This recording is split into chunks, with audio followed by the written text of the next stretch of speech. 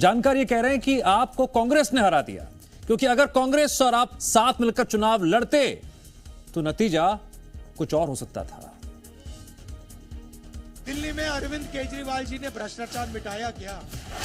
वो अपनी पार्टी को बचाने की कोशिश कर रहे हैं, मैं देश को बचाने की कोशिश कर रहा हूं। केजरीवाल जी जो भी मन में आता है कह देते हैं।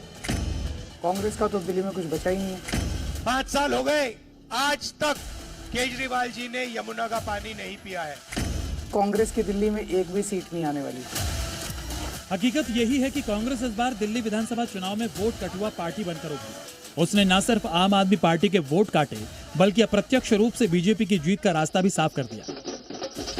ये कहना गलत नहीं होगा कि कांग्रेस ने केजरीवाल की पार्टी को हराने में ज्यादा दिलचस्पी दिखाई, बजाय इसके कि वो डायरेक्ट बीजेपी से लड़ती।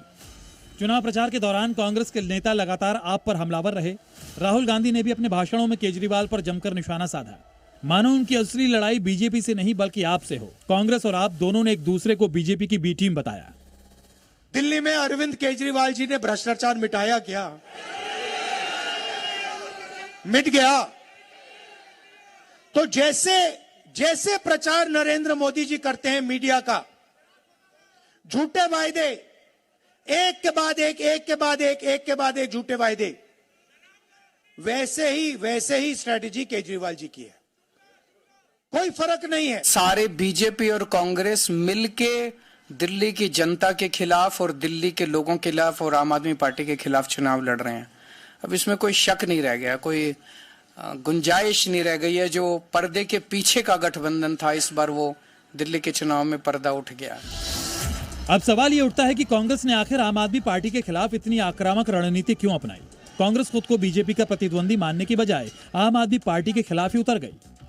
नतीजा ये हुआ कि कांग्रेस ने आपको नुकसान पहुंचाया और इससे बीजेपी की जीत की राह आसान हो गई। हम ऐसा क्यों कह रहे हैं, इसे ऐसे समझिए कि नई दिल्ली सीट से अरविंद केजरीवाल 4089 वोट से हार गए, जबकि कांग्रेस के संदीप दीक्षित को 4568 वोट मिले। जंगपुरा से मनीष सिसोदिया 675 वोट से हार गए, जबकि कांग्रेस के फरहाद को 7350 वोट मिले। वहीं ग्रेटर कैलाश से सौरभ भारद्वाज 3188 वोट से चुनाव हार गए, जबकि कांग्रेस के गर्वित को 6711 वोट मिले। यानी अगर कांग्रेस और आपने एकजुट होकर चुनाव लड़ा होता तो समीकरण पूरी तरह से बदल सकते थे और बीजेपी को टक्कर दी जा सकती थी। दिल्ली में विपक्षी वोट बढ़ गए, जिससे बीजेपी को फायदा मिला।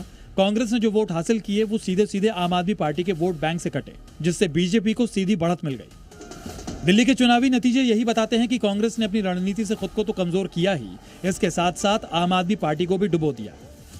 फिलहाल पॉलिटिकल कॉरिडोर में ऐसा कहा जा रहा है कि कांग्रेस की वजह से आप हारी और कांग्रेस की वजह से बीजेपी ने 27 साल बाद दिल्ली में ऐतिहासिक वापसी कर ली। ब्यूरो रिपोर्ट, जी मीडिया।